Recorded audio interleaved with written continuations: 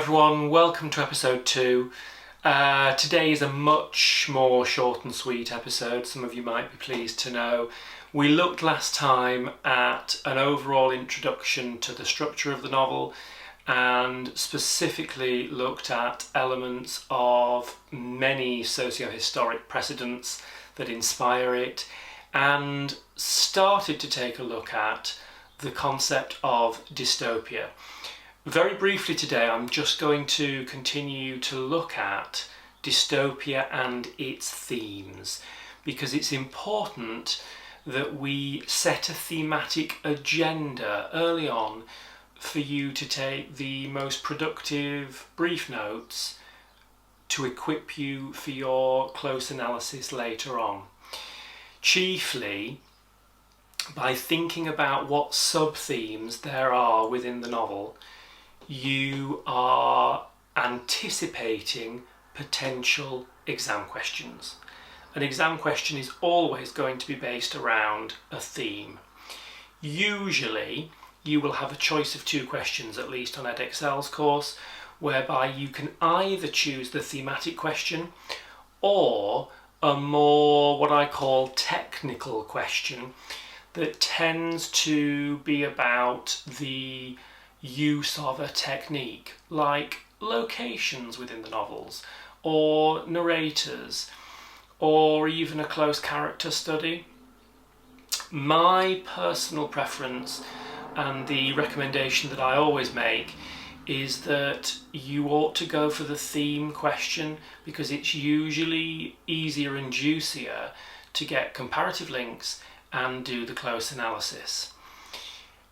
If you are desperately unhappy with the theme question, you could go the other way, but I really think the theme questions help us be well prepared for an exam.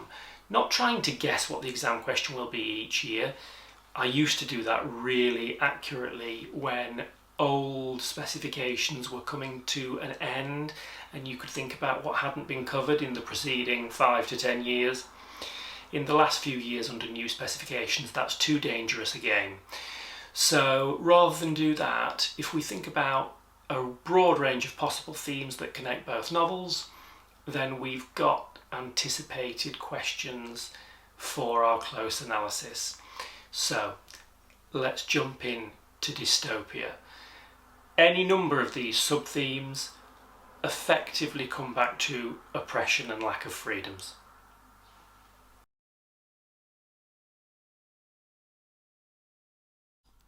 Once you've got to the end of part 2 of the novel, the first 6 chapters, step away and make a few bullet point notes of what you've learnt in regard to the fictional society that you've been introduced to thus far. Dystopian fiction explores worlds worse than our contemporary society, where perhaps worrying trends in our real-life society are speculatively taken forward to a more nightmarish, perhaps extreme conclusion. Atwood takes many historic inspirations from Puritan New England onwards, and she states in her fiction in The Handmaid's Tale that it was in part inspired by this concept of taking extremism or fundamentalism to a logical conclusion, observing the political sway of 1980s America, President Reagan and the Christian right, and the abortion debates that followed that. Even in recent campaigns on this subject, in the last couple of years, some 30 years, 3 decades on, there was a protest in Ireland not long ago, and some certain states of the US, demonstrators have actually dressed up as handmaids to represent the cause of this abortion debate. Often, when one group in a fiction conceives of something as being a utopia, that involves a reduction of society's freedoms to an extent that becomes dystopian, if only for certain factions of society, whether that leads to some sort of hierarchy or even worse, segregation. Atwood was continuing to write the novel when she was on a sabbatical to Berlin in 1984, at a time when the Iron Curtain and the Berlin Wall was still in place, controlled under the communist dictatorship of the Soviet Union. And in the case of East Germany behind the Berlin Wall, suffering under the panoptic surveillance of the Stasi, the East German secret police. If you get an opportunity to watch it, I would really recommend Florian Henkel von Donnersmarck's debut film Das Leben der Anderen, excuse my dreadful German, or The Lives of Others, which depicts a Stasi officer fictionally coming to psychologically sympathise with the actors and artists that he's spying on. It actually suffered quite a lot of criticism from people who perhaps emotively reacted, having suffered under Stasi oppression. I think that's completely understandable. They felt that no such political vendor, literally translating as wind, or in this case a change of heart, a turning point, could possibly have occurred. But of course it is a fiction, it is something that's speculative, and if such a thing ever did happen, it certainly wouldn't be a matter of written record. It's a fantastic film. Some people emotionally feel that such a film indulges in nostalgie, which is a portmanteau word, a neologism, a new made-up word for the idea of nostalgia in German, and Ost, the German for East, nostalgia for the East before the fall of communism. You might have also seen a film called Goodbye Lenin, which tackles similar things. Its relevance here is that this kind of panoptic surveillance in East Germany of the 1980s is quite chillingly anticipated in George Orwell's novel 1984. He died in the early 50s, or I think 1950 itself, and he had no way of actually anticipating such a thing. But quite how close the telescreen surveillance is to the extreme level of state surveillance of the Stasi in East Germany of the 1980s is a really weird coincidence. That regime, it's thought, actually had about 1 in 4 members of East German society acting in some way, shape or form as an informant against others. It's a regime that even actually constructed warehouses of bits and pieces of clothing or material, so that should somebody attempt to escape to the West across the wall, figuratively or literally, they would have a scent for dogs to try to track them. So it's that kind of panoptic surveillance to control citizens through fear that parallels Orwell's novel. And Orwell's novel is something that Atwood very much acknowledges as an inspiration. I don't think it's altogether a coincidence that she continued to write her novel whilst staying long term in Berlin at a time when the Berlin Wall was still there. And this is all the more chilling by being something that in the real world really does depict that kind of totalitarian dictatorship. So, as I said at the beginning, let's ensure that we set a provisional agenda of themes. These exams do tend to be open text, meaning that you can take a blank unannotated copy in, but you have not got time to be faffing about flicking through pages. So you do need really to be essentially memorising or virtually memorising a set of key quotations. It's a useful exam technique to be thinking about themes. Themes will often pair up as polar opposites or antitheses, such as trust and betrayal.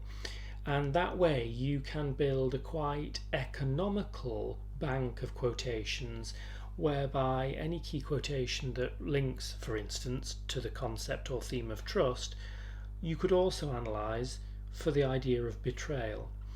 It's a useful way of trying to anticipate what sorts of questions might come up, and I definitely think that writing your own anticipatory exam questions is a really useful technique too. So group these key quotations according to their theme, and that way you've got a bank that covers several at once and gets you to not only establish for the examiner your assessment objective 2 ability to infer and deduce from the connotations of the language choices, but it should also be something that drives your core argument. You won't be picking your theme. The theme will be something that comes up in the actual question. But having gotten that, you will be able to use it to drive your core argument, and indeed that driving point needs to be those assessment objective 4 links between the two novels according to that theme. So I'm going to get you to hit pause and grab a pen and paper, and I'm going to take it a little bit steadier as we go through some of the possible themes that we might use for this. Don't panic if you start to feel that you're falling behind with it, because we will actually get the opportunity to take a pause and think about that a little bit longer length shortly. Firstly then, survival. Surviving this regime, or for the creature if you're comparing with Frankenstein, what it means to survive as one of your kind against the barbarity of humankind upon seeing you. Language and power. The creature in Frankenstein has no ability with language to communicate and be understood. In the case of Gilead's regime, the prescriptive nature of language use to oppress dissenting thought, to allow no shades of grey that would allow you to rebel. Manipulation. Characters manipulating one another.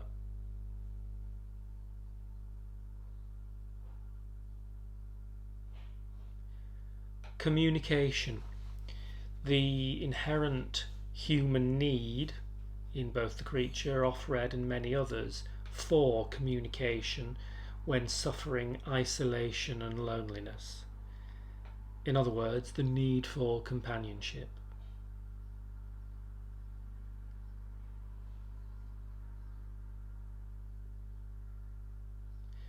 The misuse of science. The misuse of science by Victor Frankenstein, playing God, transgressing moral boundaries, acting as Prometheus, and indeed the abhorrent, immoral solution that Gilead comes up with for global decline in birth rates. Gender.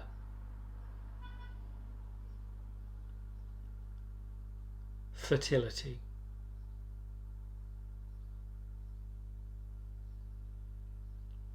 Distorted relationships. Victor Frankenstein and his creature as father and son, something that has usurped God. Offred and the commander.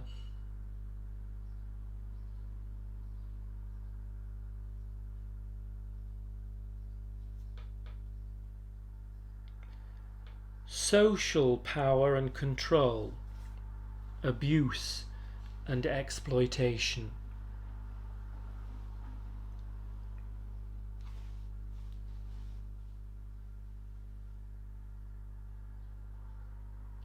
Class and hierarchy. The hierarchical system of Gilead's regime.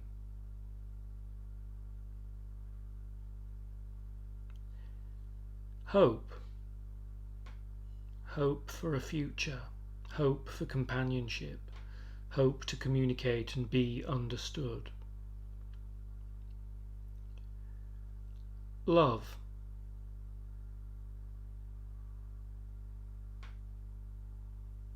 Surveillance. Being constantly watched, controlled through fear.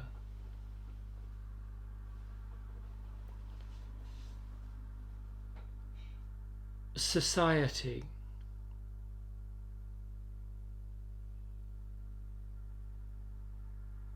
Fear and anxiety.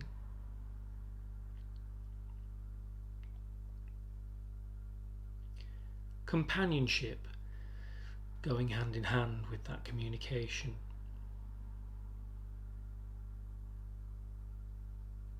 Freedom.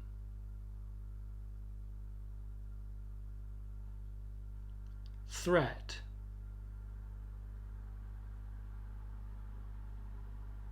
Transgression of moral boundaries.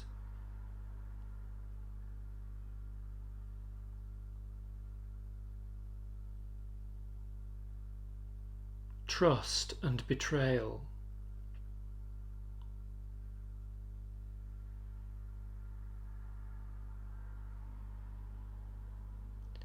Oppression. You'll note that I've put a different border around oppression. I think all of these are subsets of oppression. You can't write about The Handmaid's Tale without writing about oppression. You might treat that as being synonymous with lack of freedom, and I think all of these things are jigsaw pieces that are part of that core concept of oppression. Humanity. What it means to be human. The creature is not considered human, and actually he has a great many human traits and only becomes barbarous, a beast, upon his treatment by society. Equally, the handmaids and many others are not treated humanely or with moral rectitude by Gilead's regime. Duality, doubling, the doppelganger in its many forms. We consider Victor and the creature to be doppelgangers through mutual hatred coming about. Clerval as a doppelganger to Victor Frankenstein because he completes him and assists him. The handmaids are doppelgangers in their physical resemblance.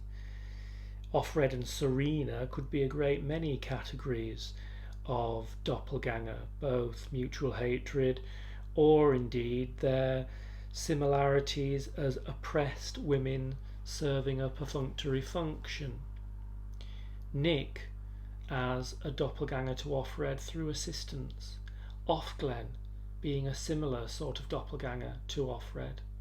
Nick as a doppelganger in the more traditional sense to Luke as one of Offred's lovers. The need to witness and retell in order to convey the truth as a form of resistance in the face of the propaganda's or the regime's propaganda.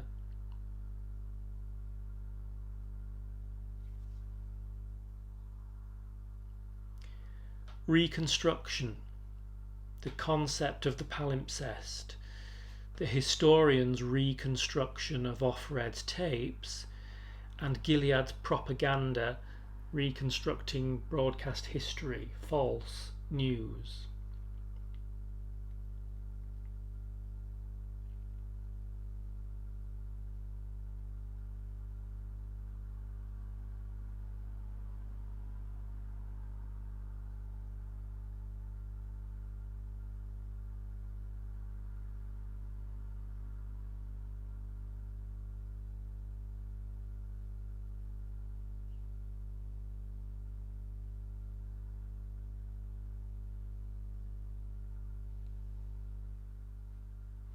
conformity and individuality.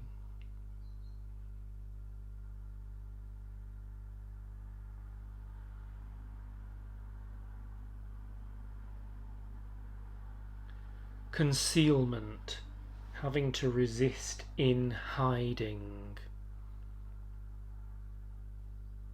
Collusion, having to collaborate in a clandestine way under the radar, the likes of Nick and Offred, or Offred and Offglen, or even, in some instances, Offred and Serena. Both of those things, or all three, being about the individual resisting whilst appearing on the surface to conform.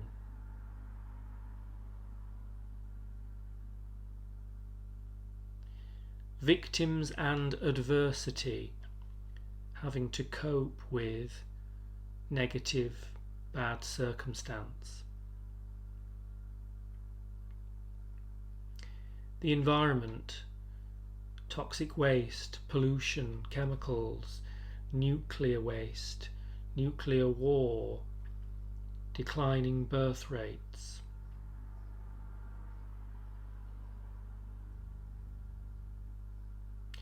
Nostalgia.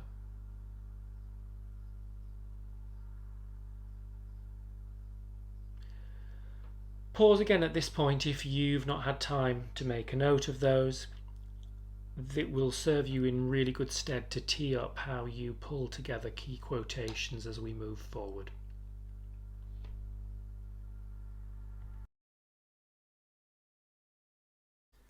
So I want to just briefly draw a parallel here between Handmaid's Tale and 1984 by George Orwell. Both deal with the concept of control of language. Language is a tool that is powerful. It can either be used to control by the regime or used as a means of rebellion by the victims of the regime. This Penguin book cover is actually, I think, quite a clever bit of design on Penguin's part, because the blacked out title and name effectively conveys this idea of censorship.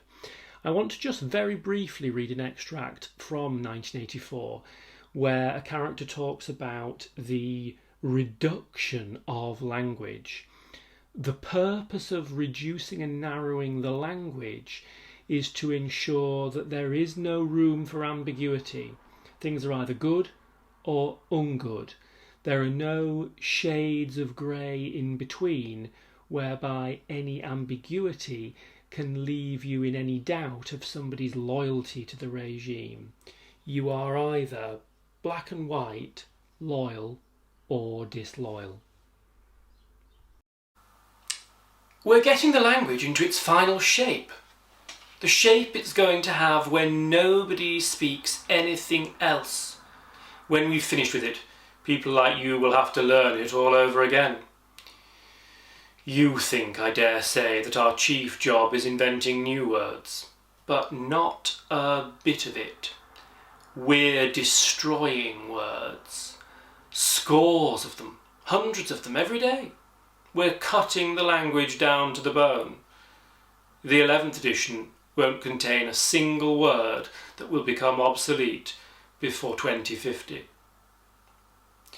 He bit hungrily into his bread and swallowed a couple of mouthfuls, then continued speaking with a sort of pedant's passion. His thin, dark face had become animated. His eyes had lost their mocking expression and grown almost dreamy. It's a beautiful thing, the destruction of words. Of course, the great wastage is in the verbs and adjectives, but there are hundreds of nouns that can be got rid of as well. It isn't only the synonyms, there are also the antonyms. After all, what justification is there for a word which is simply the opposite of some other word? A word contains its opposite in itself. Take good, for instance. If you have a word like good, what need is there for bad? Ungood will do just as well. because it's the exact opposite. So here in 1984, Winston's colleague Syme is somebody who actually will ultimately be vaporised. He will disappear one day and everybody else will have to exercise doublethink as though he never existed, because the very way that he is speaking here, even passionately about Newspeak, actually demonstrates that he is too intelligent and therefore will be in danger from the regime.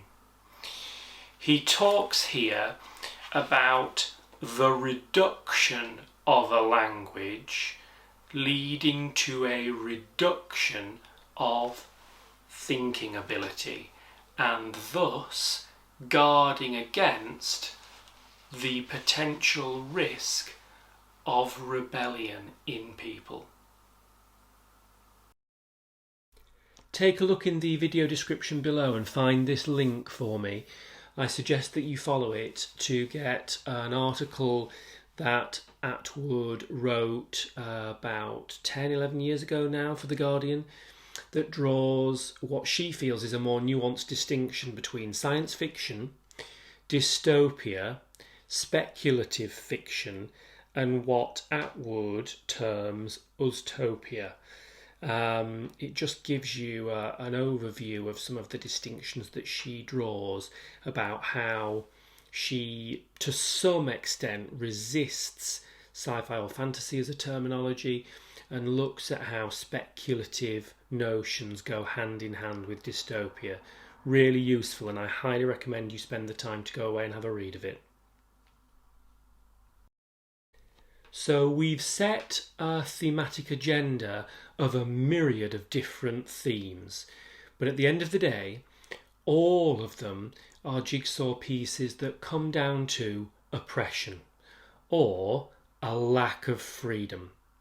And it's in the Rachel and Leah Centre, or the Red Centre as the handmaids colloquially refer to it, that Aunt Lydia says to the trainee handmaids, there is more than one kind of freedom. Freedom to and freedom from. In the days of anarchy, as the regime would put the time before with its freedoms, it was freedom to, which they seem to cast as some kind of petulant doing as you wish without heed to consequence. Now you're being given freedom from some of the external threats that the propaganda of the Gileadian regime would have you be fearful of. And she goes on to assert that these women, this transitional generation, should not underrate the freedom from equating to some sort of safety. She's conveying this idea of freedom to have liberties before, whether those be sexual freedom in terms of your partners, monetary freedom, freedom to choose an occupation, which certainly isn't the case in Gilead's regime, freedom to bear children or indeed not to do so, and a freedom of expression of one's views.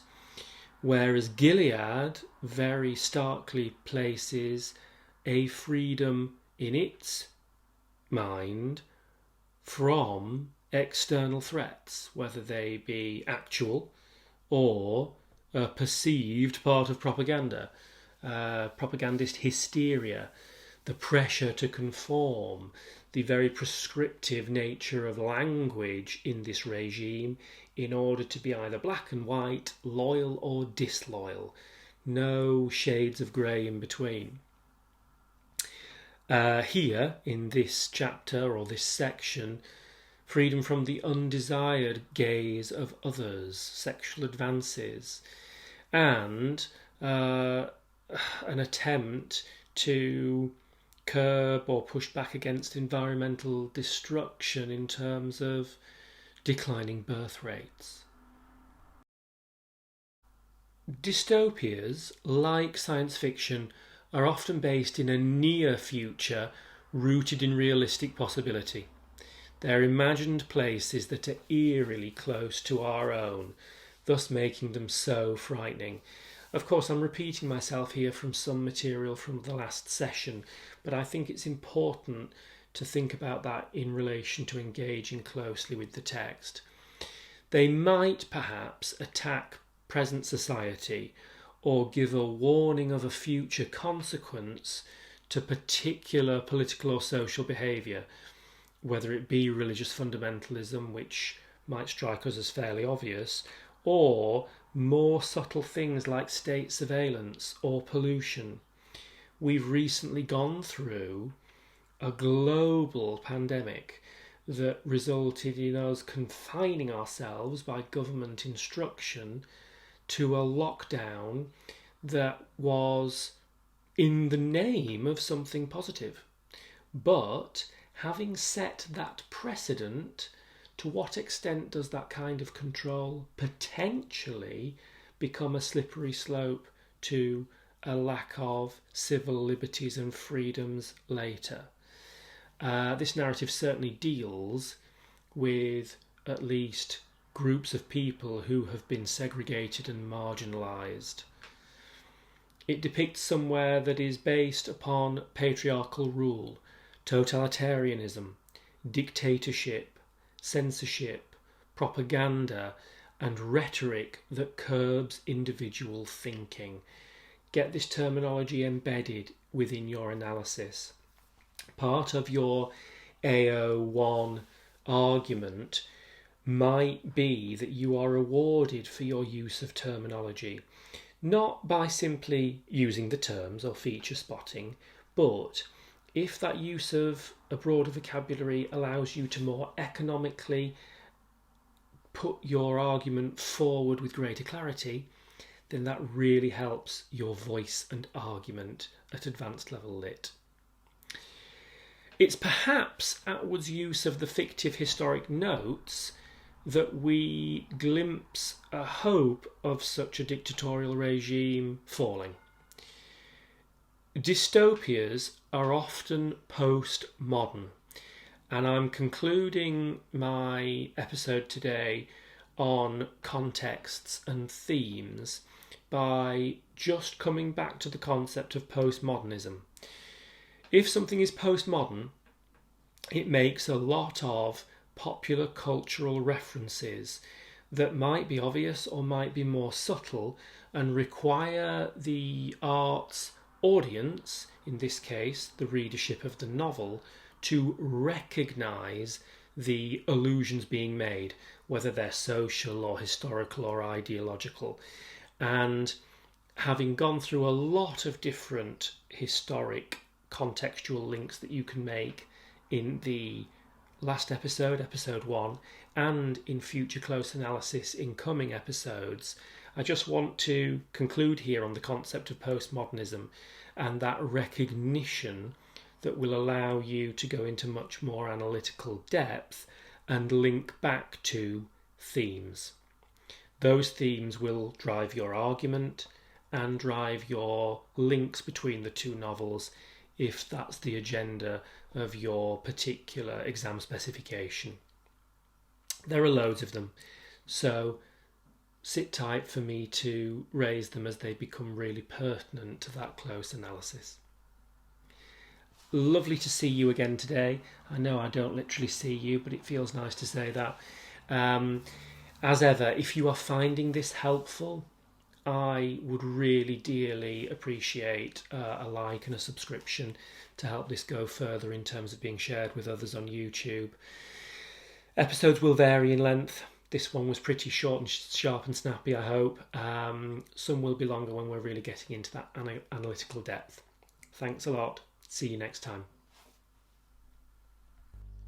One final brief postscript, just to serve to illustrate a very strange coincidence and how pertinent some of these thematic links are.